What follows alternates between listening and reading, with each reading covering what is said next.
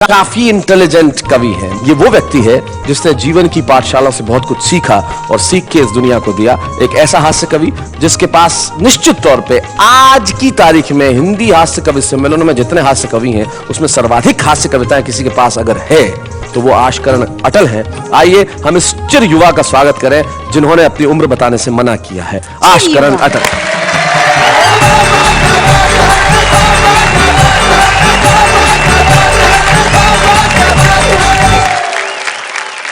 जैसा कि आपको पता है बच्चों के सवाल बहुत ही प्यारे होते हैं लेकिन उतने ही खतरनाक। और अब टीवी युग का बच्चा और होमवर्क की पीड़ा वाला एक बच्चा, चार पंक्ति देखिए। स्वागत। कि बच्चे ने पूछा होमवर्क करते करते आदमी शादी क्यों करता है? अच्छा। बाप ने सवाल के वजन को तोला और फिर टालने के लिए बोला आदमी शर्ट में बटन नहीं टांग सकता ना, इसलिए शादी करता है। अच्छा। बच्चे ने फौरन दूसरा सवाल किया, फिर दर्जी क्यों शादी करता है? आपके सारे बहाने बेकार हैं, मेरा होमवर्क करके दीजिए। इस होमवर्क के लिए आप जिम्मेदार हैं। अच्छा। आपने शादी की तो मैं आया तो स्कूल गया जी। स्कूल गया तो ये होमवर्क मिला। अब ये होमवर्क मैं क्यों करूं? शर्ट में बटन टांकने आपको नहीं आते थे, उसकी सजा मैं क्यों भुगतूं?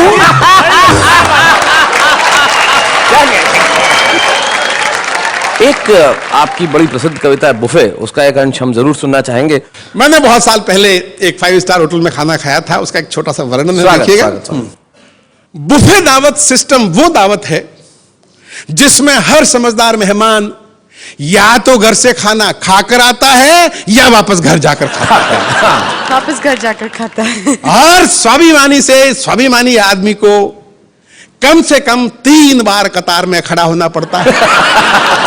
और ज्यादा से ज्यादा कितनी बार? ये उसकी भूख और बेशर्म होने की क्षमता पर निर्भर करता है। बेशर्म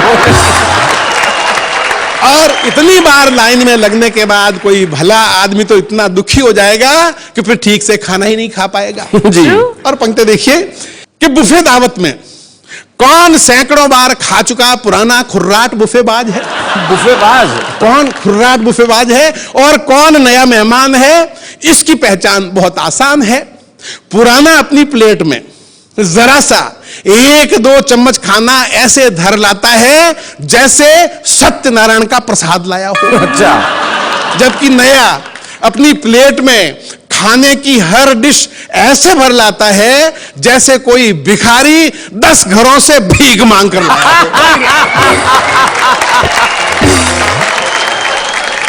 तो मैं भी एक दिन नया बुफे दावत में गया। युद्ध क्षेत्र की तरह फैला बड़ा सा हॉल, ऊपर से 5 स्टार होटल का आतंकित माहौल, ढाल और तलवारों की तरह प्लेटों और चम्मचों की आवाजें और उसमें चक्रव्यूह में फंसे अभिमन्यु स्वामी। अच्छा।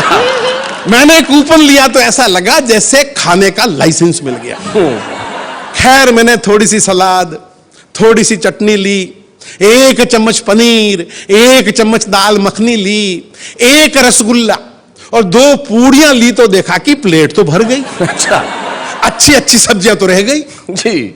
अब पीछे लंबी कतार, आगे फिल्म उतारता वीडियो कैमरा। मैं बाकी पकवानों को ऐसे देखते हुए निकला जैसे सकल पदार्थ या जगमाही कर्महीन नर पावत। भाई क्या बात है। बढ़िया। और एक सीन आपके साथ में हुआ होगा कि प्लेट में कटोरियां रखता तो खाने के लिए स्थान नहीं बचता। सही बात है। और बिना कटोरी के खाना लिया तो दाल में रसगुल्ला और रायते में सब्जी मिल गई। और पता नहीं क्या मिलकर पता नहीं कौन सी डिश बन गई जी। और बुफे दावत पे आपने देखा होगा वहां आदमी खाना खाने के लिए कम आता है, बातें करने के लिए ज्यादा आता है। अब मैं जो ही एक प्लेट में खाना भर के एक तरफ कोने में जाके खड़ा होके खा रहा था, एक भाई साहब आए और आते ही पूछा आपने रसगुल्ला तो लिया ही नहीं? अच्छा। मन में आया बोल दूं ये दाल और चटनी में डूबा पड़ा है वो रसगुल्ला ही है। बहुत अच्छे।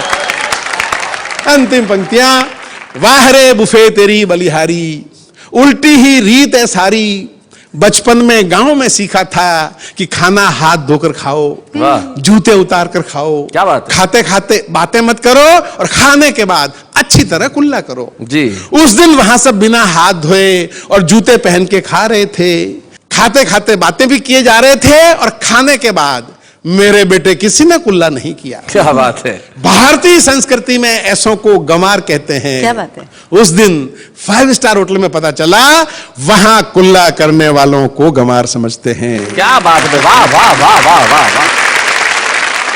ये कविता जो अटल जी सुना रहे हैं, ये छत्तीसगढ़ में 11वीं कक्षा में हिंदी के पाठ्यक्रम में पढ़ाई जाती है, तो हमें लगता है आपको वो कविता जरूर सुनानी चाहिए। बहुत खूब। कविता का शीर्षक है क्या हमारे पूर्वज बंदर थे।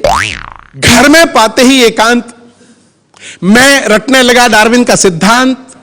हमारे पूर्वज बंदर थे, हमारे पूर्वज बंदर थे, और जब मैं रट रहा था तब पिताजी अंदर थे। बहुत अच्छे।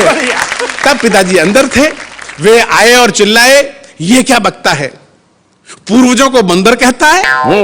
सोचा था पढ़ेगा लिखेगा, बाप दादों का नाम रोशन करेगा, नाम रोशन करना तो रहा दूर, उल्टे बता रहा उनको लंगूर। पिताजी ने खींच के एक हाथ दिया, मैंने डार्विन साहब को याद किया कि आप तो मर गए, मेरी जान को मुसीबत कर गए जी। बंदर को पूर्वज मानू तो घर में पिटाई और ना मानू तो स्कूल में धुलाई। जी।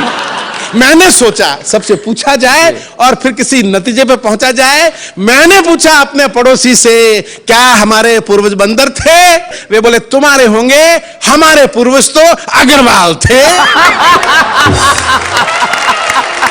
बहुत अच्छे। पंक्ति देखिएगा जी। कि दादाजी एक दिन सायंकालीन आम के एक भयंकर शौकीन अपने मित्र राम दुलारे के संग बाजार को गए। आम का दाम सुन राम दुलारे राम को प्यारे हो गए। दादाजी मुंह लटकाए घर वापस आए। मैंने दादाजी से पूछा क्या आदमी पहले बंदर था।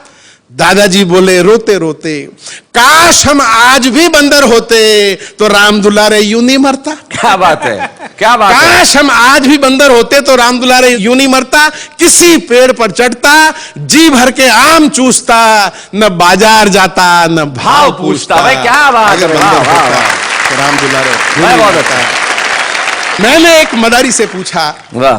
क्या आदमी पहले बंदर था। वो बोला देख भैया हम आदमियों को बंदर से मुकाबला नहीं करना चाहिए। कहां आदमी कहां बंदर, आदमी की आज क्या है कदर। मैं जगबीती नहीं आप बीती सुना रहा हूं, अपने घर की बात बता रहा हूं। मेरे एक बंदर जैसा बेटा है और एक ये बेटे जैसा बंदर है। वाह वाह वाह वाह। क्या बात है। बहुत अच्छे। बहुत बढ़िया। मेरे एक बंदर जैसा बेटा है और एक ये बेटे जैसा बंदर। मैंने इसे नचा नचा कर उसे पढ़ाया लिखाया, वाह वाह। एमए पास कराया। 3 साल हो गए, वो आज भी नौकरी के लिए मारा मारा फिरता है और ऐसे में ये बंदर मेरे पूरे परिवार का पेट भरता है। भाई क्या बात है। बहुत अच्छा। बहुत बढ़िया। देख भैया हम आदमियों को बंदर से मुकाबला नहीं करना चाहिए। हर एक की बात ने मन को छुआ। वाह। उत्तर तो नहीं मिला पर एक प्रश्न और उठ खड़ा हुआ। अब मैं ये नहीं पूछता कि क्या आदमी पहले बंदर था, वो प्रश्न खड़ा है वहीं का वहीं। आजकल मैं पूछता हूं आदमी भी आदमी है कि नहीं। क्या बात है। आदमी भी वाह वाह आदमी वाह वाह। बहुत बढ़िया।